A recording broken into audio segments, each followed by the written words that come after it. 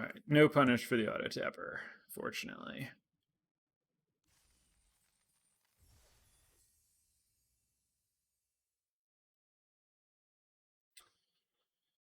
All right, so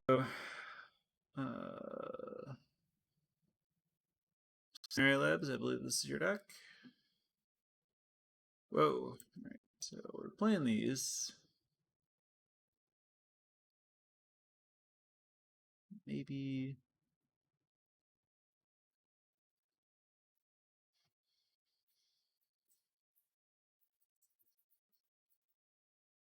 Very good at bargaining.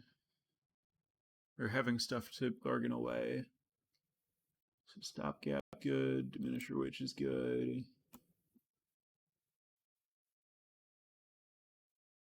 Just Sleep Burst Fairy. I see. Okay, so how deep do you want to go on these ice outs given the mana situation? Do we want the Alchemist? Do we want the Sleight of Hand? How much of this white stuff do we want?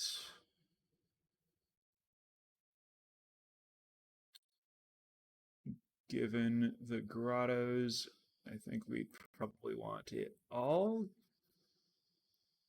And then that means that we want the ice outs because we care a lot about bargaining at that point.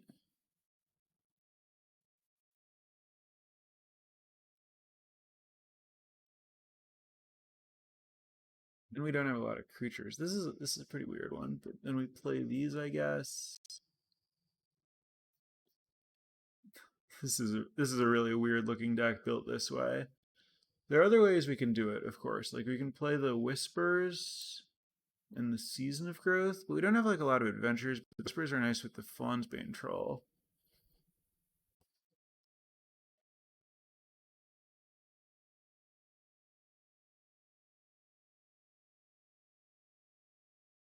How many things do we have that target our own stuff now? Like, not very many. I don't think I want the Season of Growth.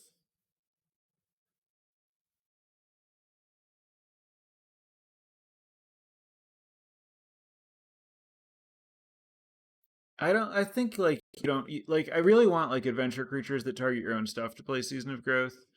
Like, these things are, like, pretty mediocre, and, like,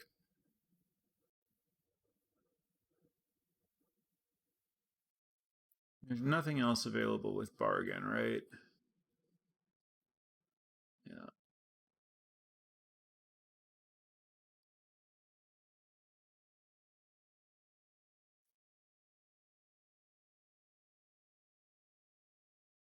They're valued into Stingblade. I don't know what that means.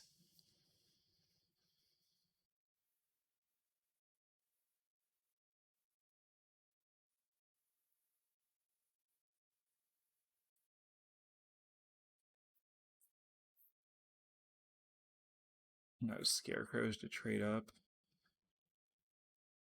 Hmm.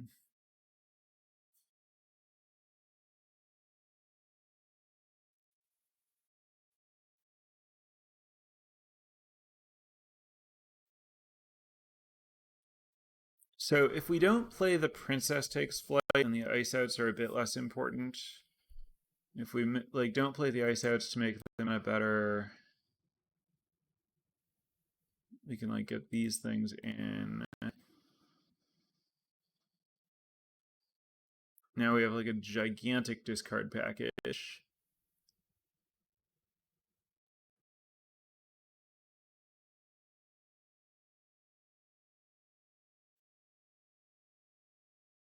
We could Living Lectern because it's like another role for the Fawnsbane Troll, and like the Scry theoretically matters more in the like small game where we've made our opponent discard their hand.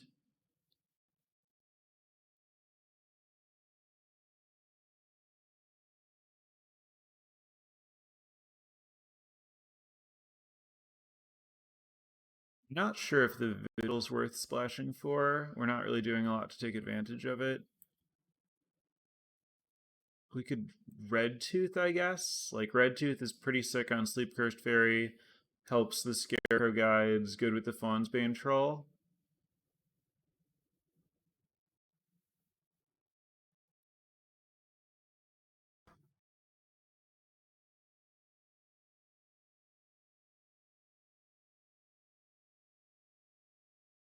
wondering if we want another spell.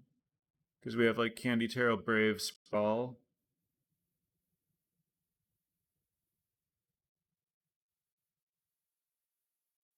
Spell could be Sting Blade Assassin, could be Leaping Ambush. We have like I like Leaping Ambush given our creature sizing. Leaping Ambush is interesting in a deck with this much discard in that it can function as like not being a full card, which is bad. But also, if your opponent's empty-handed, your trick is going to work, and I kind of like that aspect. I think I like the ambush given that.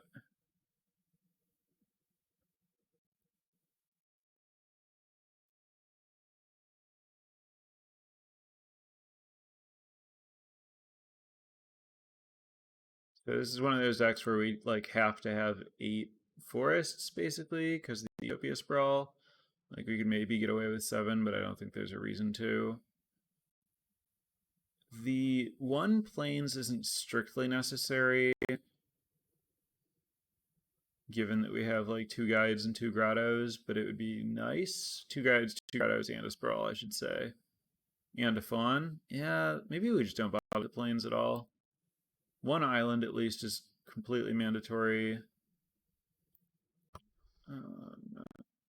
We have like significantly more black than blue. 9 to 5. So it's like this plus 2 lands, and the lands could be either blue or white. I don't need 2 more blue lands. I guess it could be another black. Is it just this? You think 2 islands because you want to maximize Sleep Cursed Fairy, basically.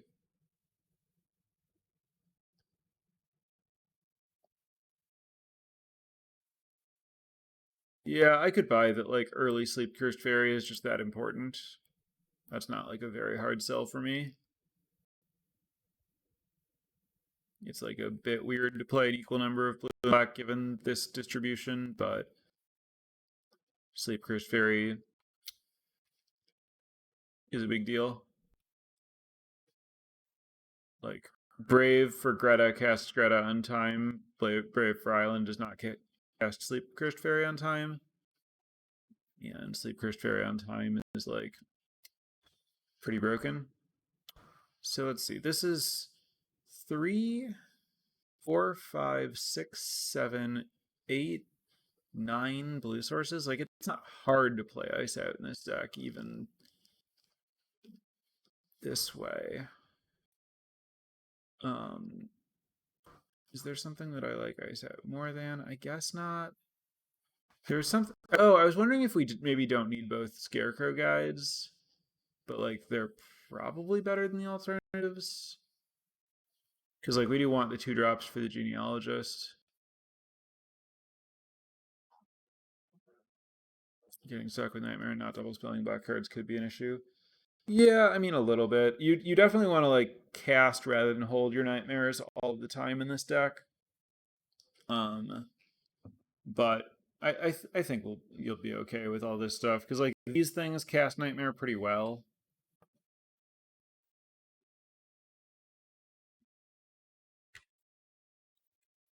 So I guess this is my recommendation for this one.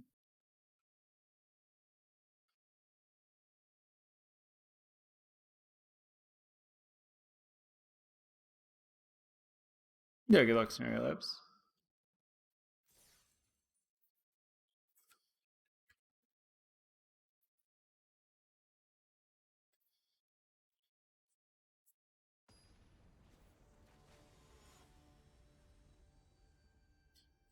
Predictions live.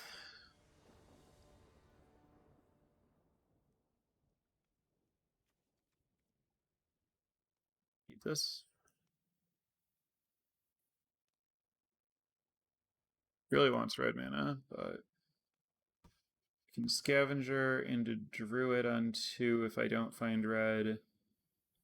I don't know. This hand's kind of medium. Like,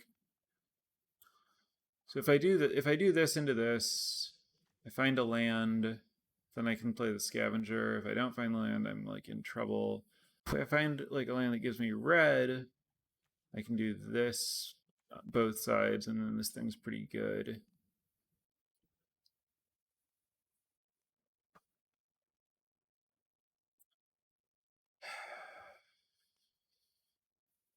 This hand's very close. I guess I'm gonna mulligan. Oh well. I'm happy with this one.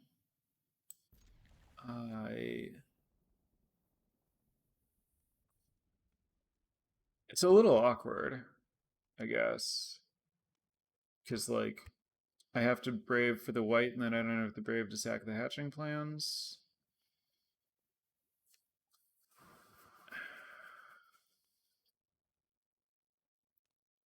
I need the lands. I need the brave. I need the acolyte. I guess I get rid of Sleep Cursed Fairy. It like can't smoothly come down early enough. You want to get rid of the acolyte instead. No, I think I like this.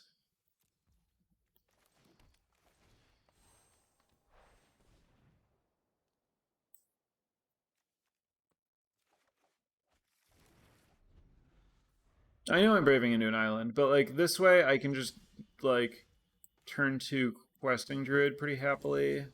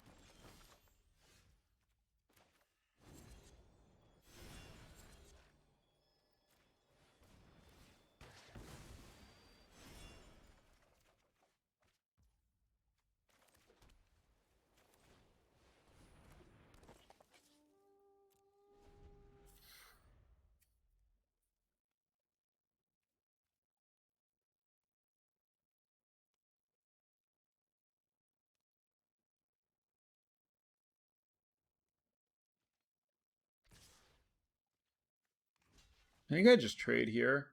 I have plenty of action and just don't want to fall too low in life. I could also acolyte this back.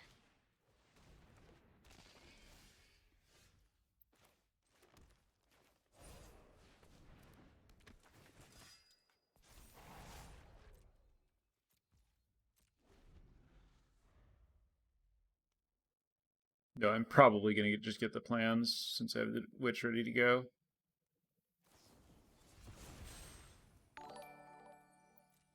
Could even get Sir Armont back. Vibrant Splinter, thanks for the follow. But I like the plans.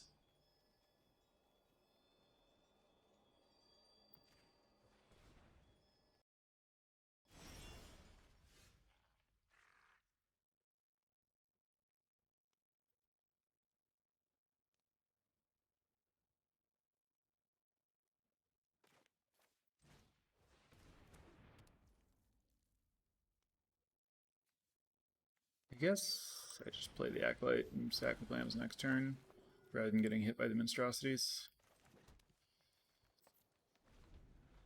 Maybe things... Well, I was gonna say maybe I can like adventure the Hearth Elemental, but like playing the Miniature Witch sacks the plans, and then it'll be a while before this thing goes on an adventure.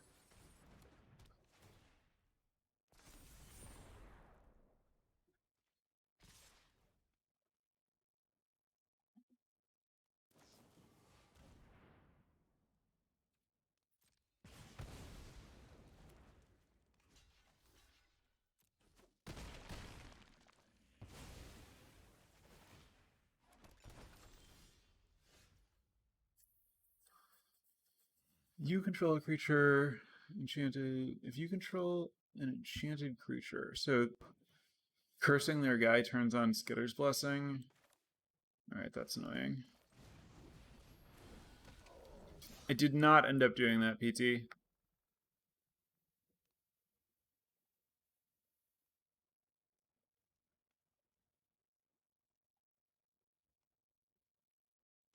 Why play it pre-combat? Oh yeah, because it doesn't really get them an extra damage because I just block the one they put it on. I mean, it gets them the damage from losing the thing, but I don't think that's what they wanted. Well, no, so Sin Plague, if they just attack with both, I trade with one of them, and then they make a 4-2 post-combat.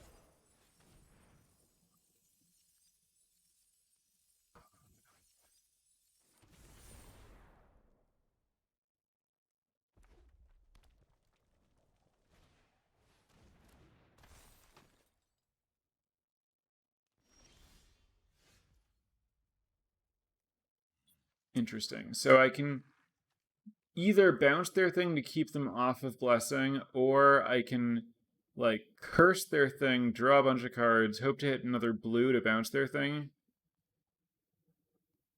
I think I like cursing their thing.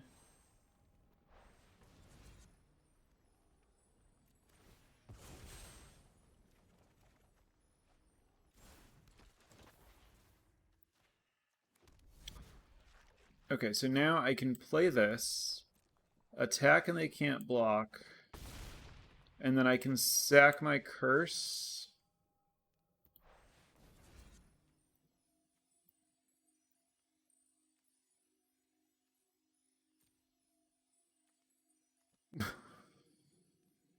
But oh, submit one. Yes, there we go.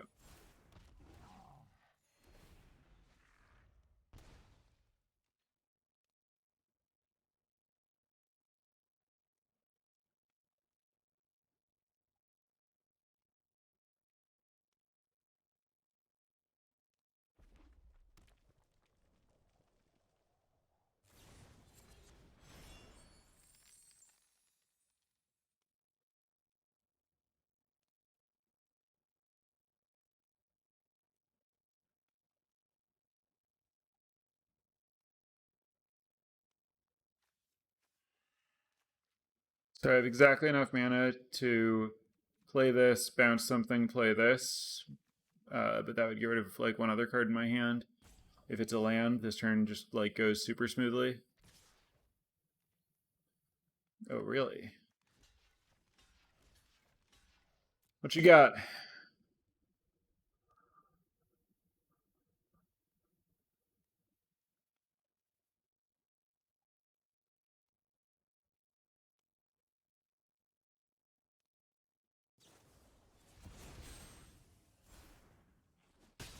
That's fine.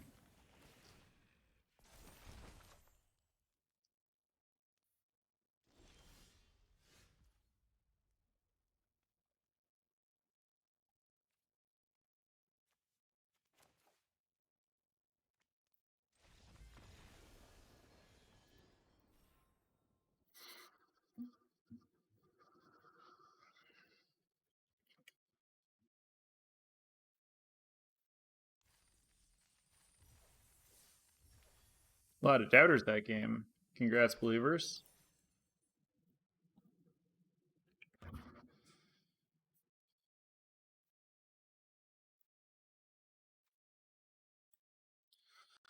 Predictions live.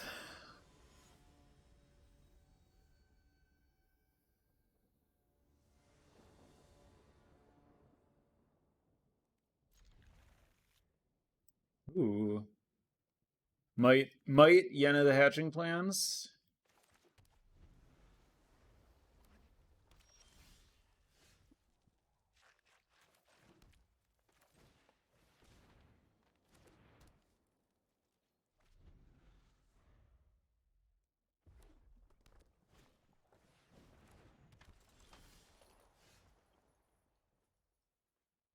Didn't find something to do this turn. I still think I want to wait and just play Yenna next turn.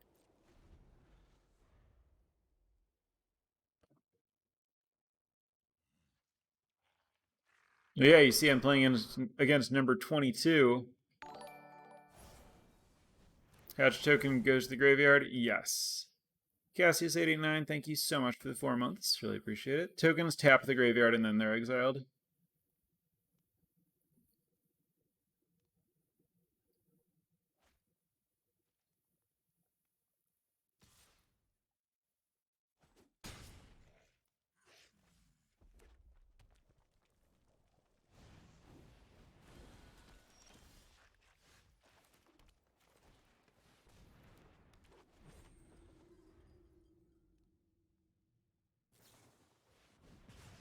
bad.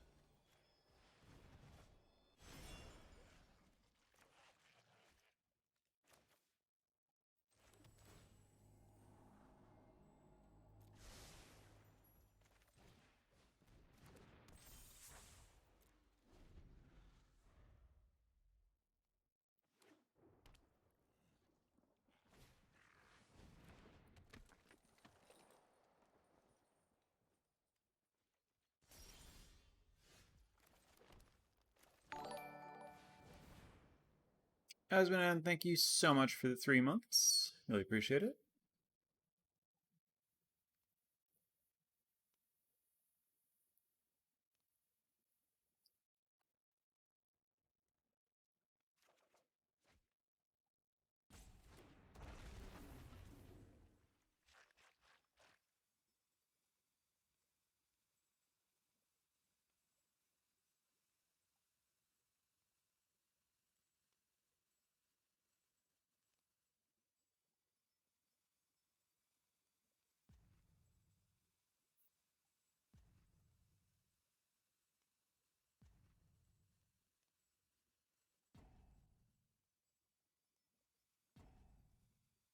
Played blue-red land, so they unlocked their second color.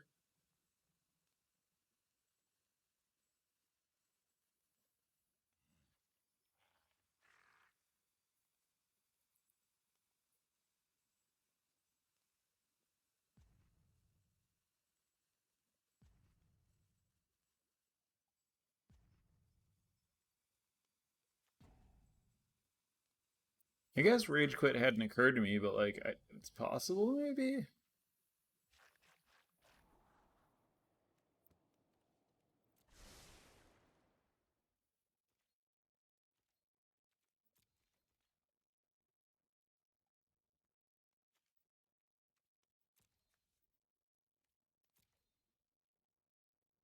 What else are they tanking on? No idea. Familiar face.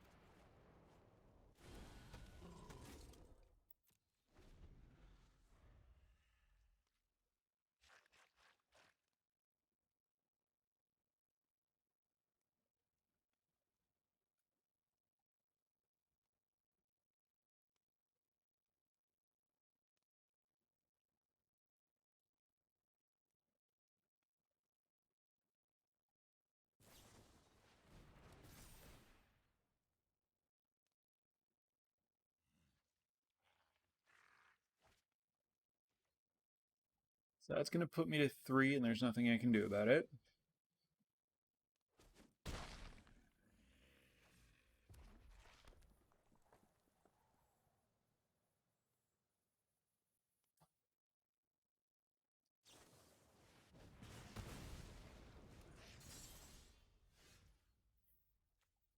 Well, that's a pretty interesting draw. Obviously, I want the Glutton, not the Hatching Plans. I don't think there's a way to cast it this turn. Maybe the Hearth Elemental can do it, actually.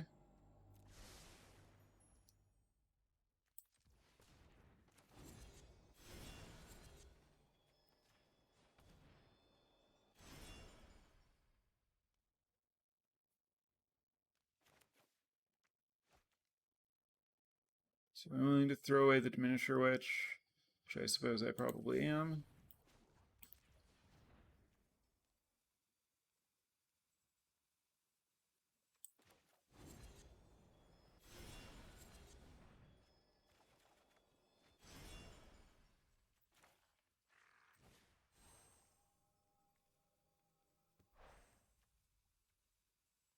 Do I want to tap this? Or do I want to sack the Beanstalk? 3 blockers, double block there, block this. I'm at 6. It's probably safer to sack the Beanstalk, unfortunately.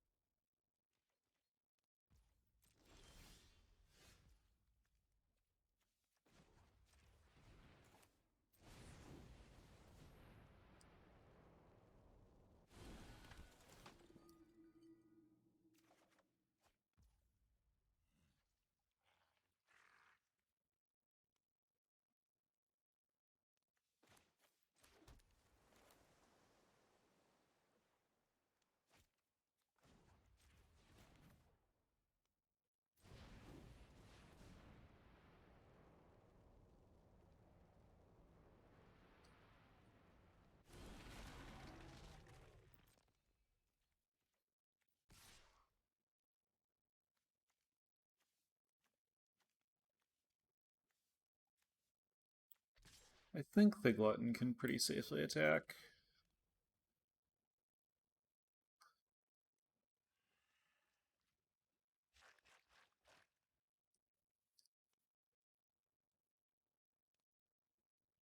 And it makes me turn the corner a lot faster to attack for 9 rather than 3.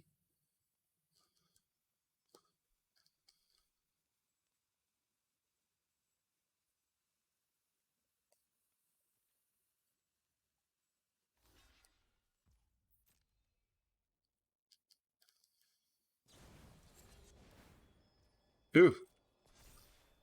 That kind of sucks.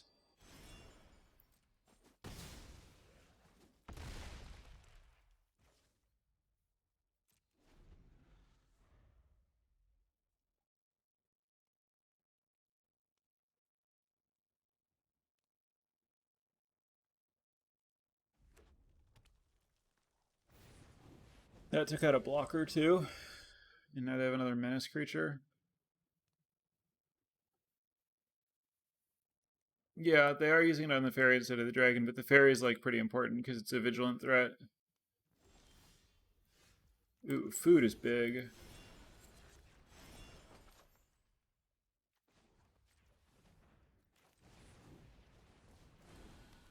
I can convert food into blocker. I don't know if that's... Oh, they're off it. Excellent.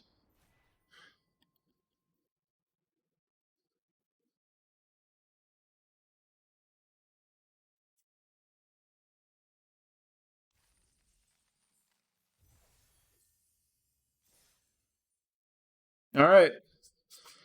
Last match. Going for the trophy. After that, I need to get to bed.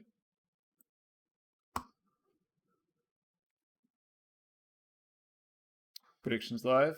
This ended up taking the maximum amount of time I was prepared to stream for. I was going to do one draft.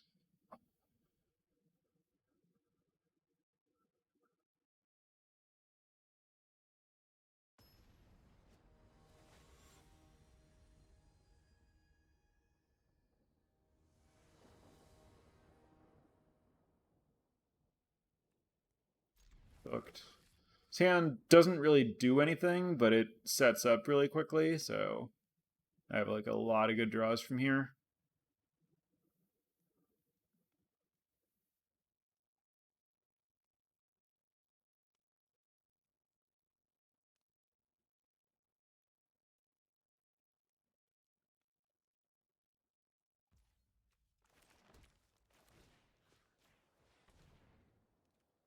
And this stopgap to like slow them down and give me a redraw is pretty important. Well, that was like pretty close to best possible.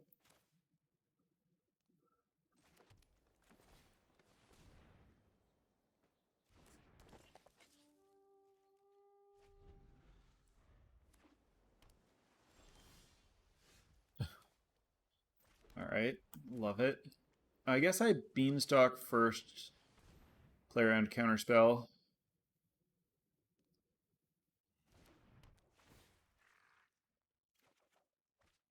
If they want to counter my fawn, more power to them.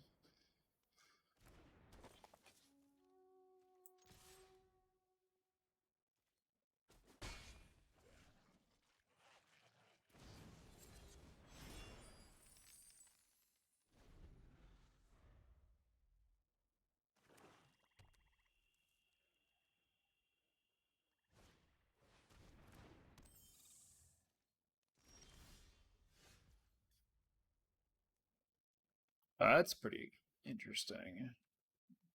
So do I just slam the gatekeeper, or do I do questing druid stuff? Like I could bounce their naughty and oh, this is interesting. Top, obviously. So now if I adventure the druid, that costs like 3 basically. I can play the druid in the hatching plans.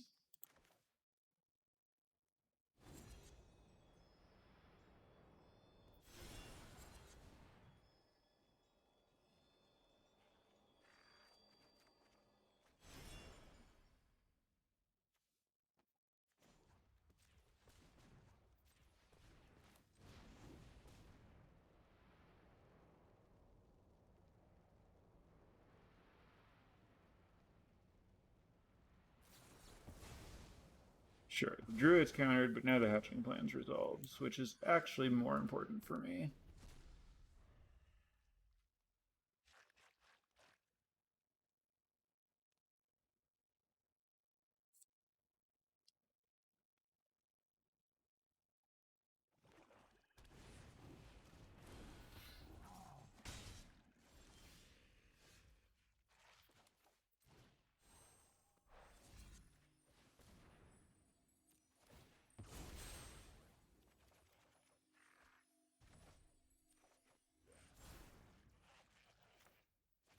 Oh, man. So, like, I can get back the plans.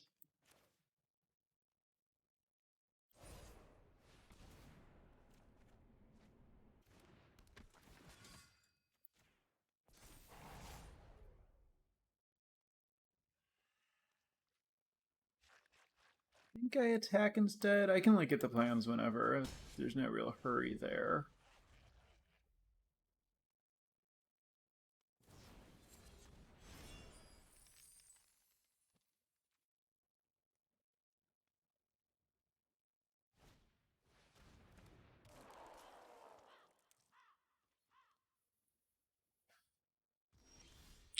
Do I care about doing it now? I don't think so.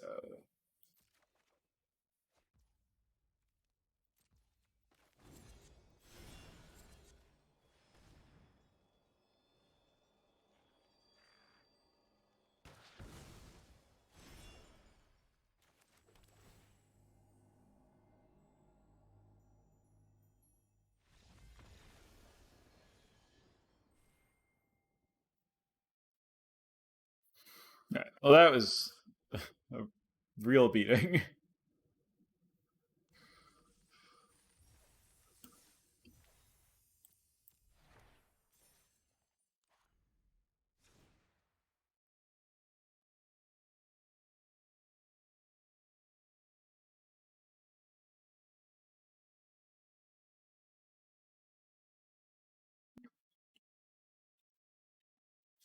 Right. Always fun to win a draft with the multicolor hatching plans deck.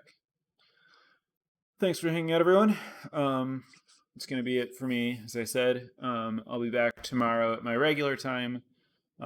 So, those of you who are able to watch at night rather than my usual daytime, thanks for tuning in and hanging out.